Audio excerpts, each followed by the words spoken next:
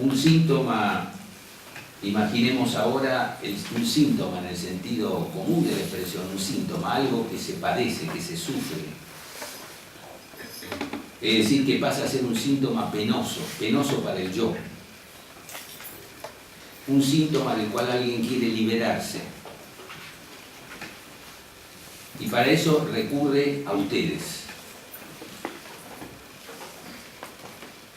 Es decir, un lugar en el que no deja de cumplirse cierto deseo. Por lo cual, de ninguna manera quiero que me lo arrebaten. Primer premisa, entonces, fundamental en la práctica en relación con el síntoma.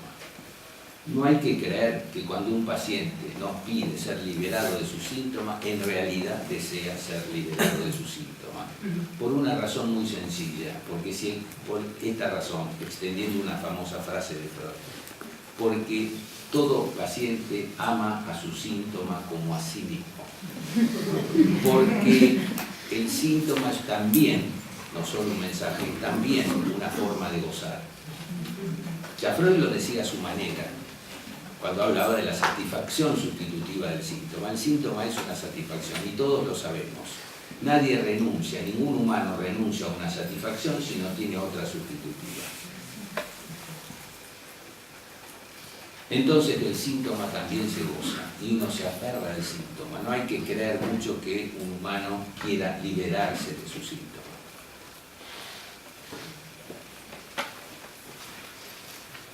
Bueno,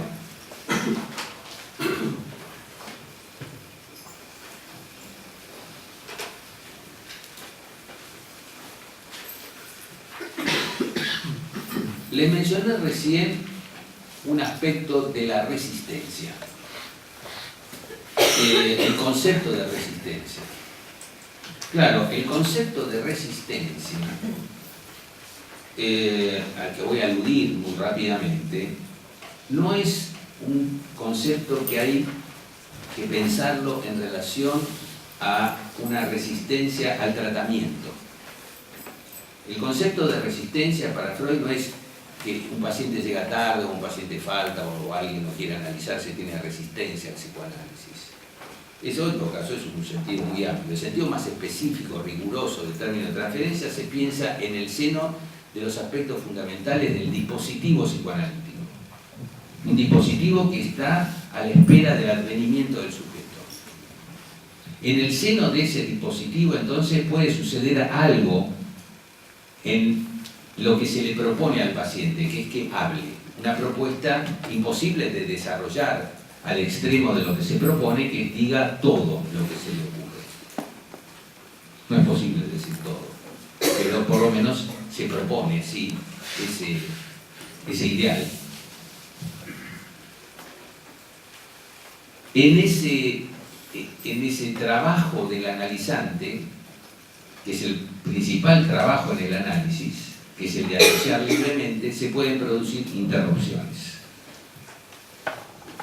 Por eso es que Freud define así la resistencia. Es todo aquello que se opone. También podríamos traducir el término como destruye, suspende o altera. Todo lo que interrumpe la continuidad del trabajo analítico. Para Freud, Analytische Arbeit, trabajo analítico, es el trabajo del paciente. ¿Y cuál es el trabajo del paciente? Asociar libremente. Es el trabajo que le proponemos al paciente. Asocie libremente. Toda interrupción en la asociación libre, por ejemplo, un silencio, es una resistencia. La frase de Freud dice así: Was immer die Fortsetzung der Arbeit stört, ist ein Widerstand. Es decir, que todo lo que interrumpe la prosecución, Fortsetzung der Arbeit, la prosecución del trabajo, es una resistencia.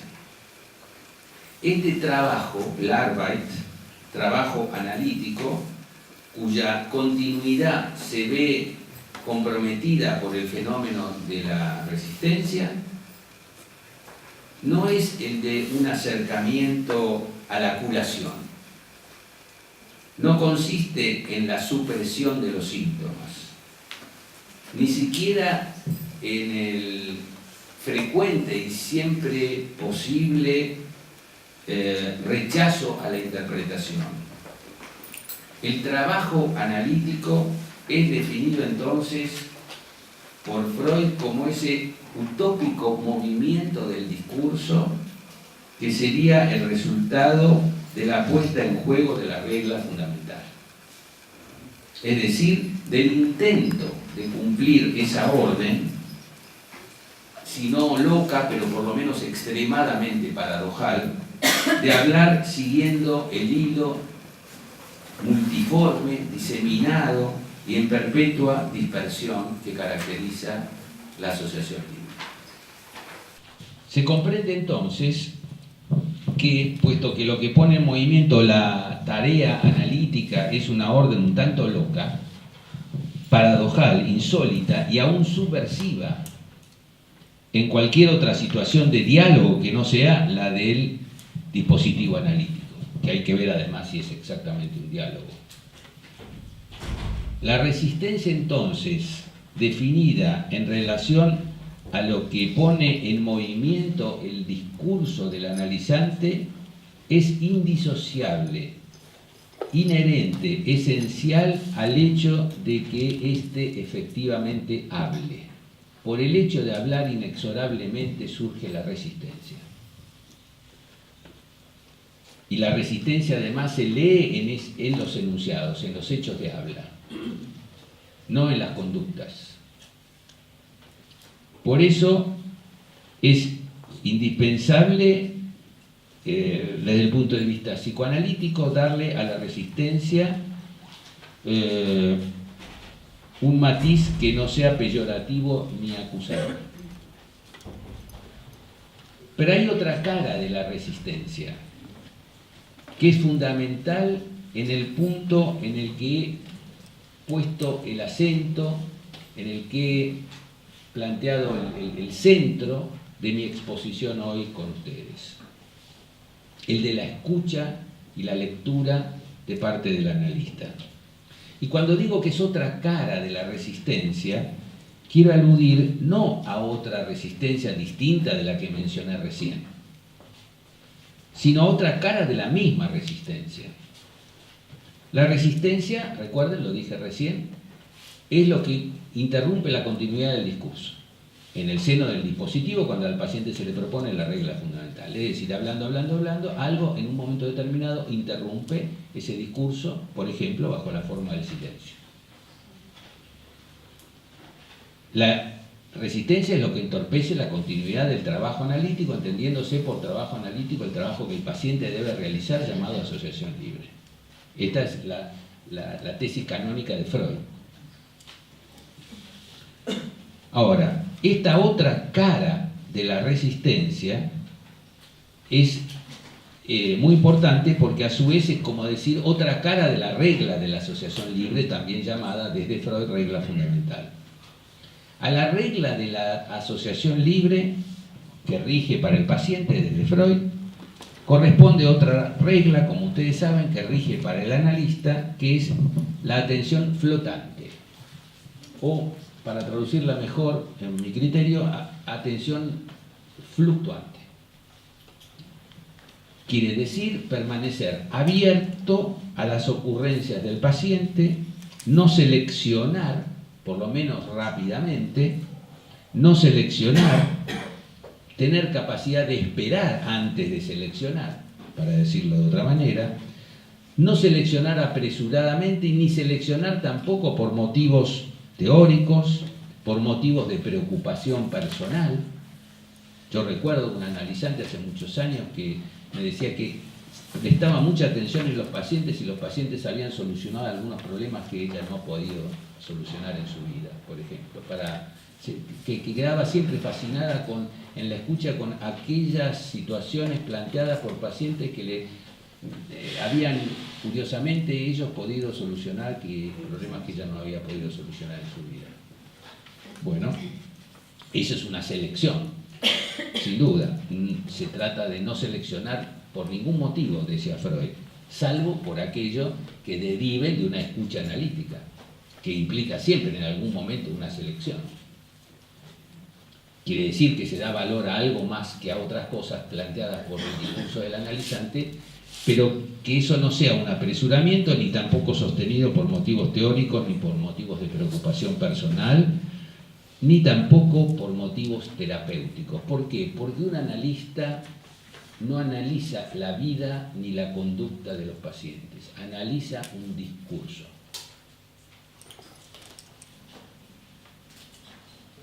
Entonces, tampoco se trata de indicar, sugerir ni forzar las asociaciones. Ahora sí entramos de lleno en eso que llamé la ecuación singular del analista, aquello que señalé como previo a toda pregunta sobre la práctica psicoanalítica. ¿Por qué? Porque es el definir la escucha, el tema en el que traté de centrarme hoy, la escucha, la escucha y la lectura, que es algo fundamental entonces en una operación analítica. Para poder cumplir de una manera satisfactoria con esta regla de la atención libremente flotante, se exigen al analista al menos dos condiciones. Primero, una formación que, mediante el conocimiento de los conceptos de la teoría, le imponga la convicción acerca de la necesidad de este tipo de escucha en lugar de otras escuchas posibles, porque hay muchas escuchas posibles.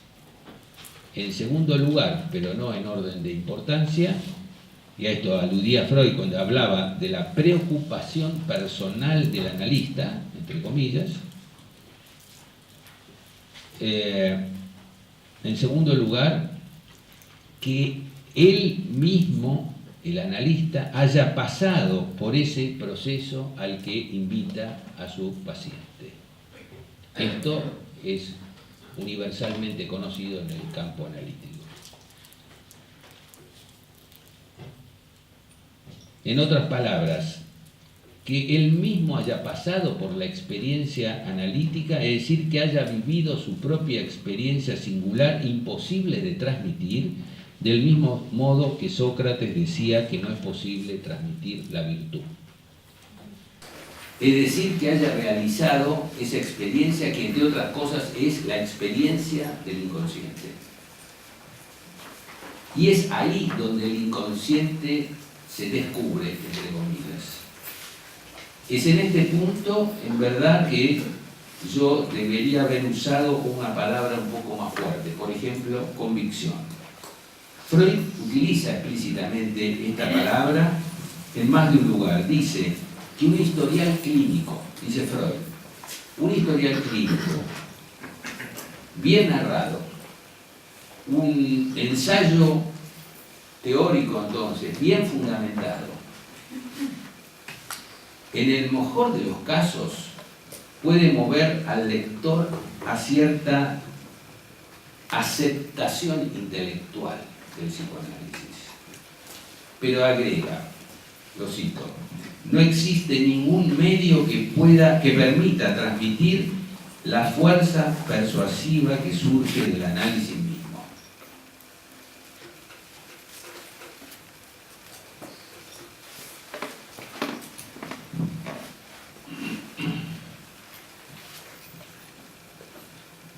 Entonces, el núcleo de todo lo que intenté decirles hasta ahora es solo un aspecto de la experiencia analítica y del lugar del analista, que implica entonces una forma particular de escucha y de lectura que no es la misma en un analista que en aquel o aquella que no lo es. El descubrimiento freudiano del inconsciente, su posibilidad, es una experiencia del analizante. Es analista quien toma a su cuenta las consecuencias de este descubrimiento. Para decirlo de otro modo, para decirlo a la manera de una tesis de barricada, de un psicoanálisis que verdaderamente lo fue, se sale creyendo más en el inconsciente que en el psicoanálisis. Y aunque esto no alcance como para hacer de un psicoanalizante un psicoanalista, es ciertamente la condición misma de su posibilidad. Voy a dejar para, en todo caso, el momento de las preguntas, algunas referencias, por ejemplo, a la importancia que tiene la posición femenina del analista, la posición femenina. Recuerden ustedes que Freud decía, aunque no hablaba de la posición femenina, exactamente esta expresión, hablaba de la femineidad, de la sexualidad femenina, etc., pero el concepto de posición femenina no está así planteado, por lo menos conceptualmente, por Freud, menos la expresión posición femenina del analista. Sí es cierto que Freud decía, las mujeres, utilizando ese universal tan problemático, las mujeres son en general mejores analistas que los hombres. Lacan, con un poco de ironía, dice, aparentemente, por lo menos en una parte de la frase, lo mismo que Freud dice, las mujeres analistas pueden ser mejores analistas que los hombres. Pero agrega, maliciosamente, puntos suspensivos cuando no son peores. Es cierto, entonces, que esto nos lleva a varios problemas, que van más allá todavía del problema de la escucha y la lectura del discurso, sino cuál es la posición del analista, ya no solo desde la perspectiva de la escucha y la lectura, sino de aquello que permite desde su análisis, desde el haber llegado hacia el fin del análisis o al fin del análisis, para poder soportar mejor ese lugar, que es un lugar transferencial, que constituye efectivamente un problema. Por algo Lacan define a la clínica como aquello que pone en juego lo imposible de soportar. La clínica es lo real en tanto imposible de soportar. La transferencia consiste en soportar lo imposible de soportar. Por eso un analista tiene que pensar por qué eligió, y es algo que surge de una manera u otra en los análisis, por qué eligió este trabajo, esta profesión imposible, esta manera de escuchar, esta manera de hacerse cargo de las miserias del mundo y de funcionar como un basurero, de las quejas, del sufrimiento de los seres humanos. Claro, siempre en un análisis surge cómo empezó este deseo de ser analista, que no es lo mismo que el deseo del analista. Porque cada uno deseó ocupar este lugar, algún deseo lo movió a ocupar este lugar y no a ser un médico cirujano, un plomero o un abogado, porque hay algo que tiene que ver con la curación, y vaya a saber en la historia de cada uno si ese deseo de curar a la madre que se murió, deseo de curar o de enfermar o de matar al hermano mayor, etc. Siempre algo que tiene que ver con la vida y con la muerte se juega en todo aquel que pasó a ocupar, llegó a ocupar, generalmente sin saber del todo por qué ha terminado de ocupar este lugar tan particular de ser basurero de los sufrimientos humanos. Por eso, es cierto, la vida del psicoanalista no es color de rosa, porque hay que soportar la transferencia. Ahora, claro, si uno no soporta la transferencia, hace otra práctica.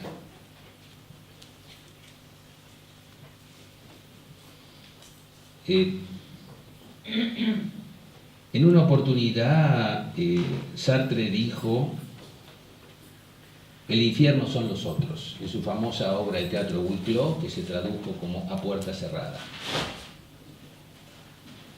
Para nosotros, el infierno, en cambio, es el goce. El infierno es un nombre del goce.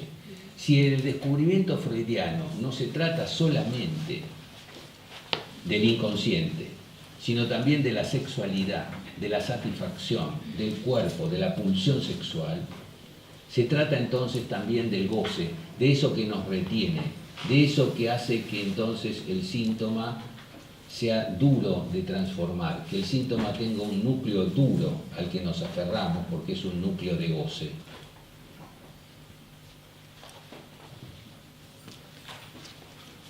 Ese efectivamente es el infierno de los seres humanos. Por eso voy a concluir con una frase de Ítalo Calvino, famoso escritor, que en Las ciudades invisibles, uno de sus textos, dice así: el infierno de los vivos no es algo por venir. Hay uno, el que ya existe aquí. El infierno que habitamos todos los días, que formamos estando juntos. Y hay dos maneras de no sufrirlo. La primera es fácil para muchos: aceptar el infierno y volverse parte de él hasta el punto de dejar de verlo.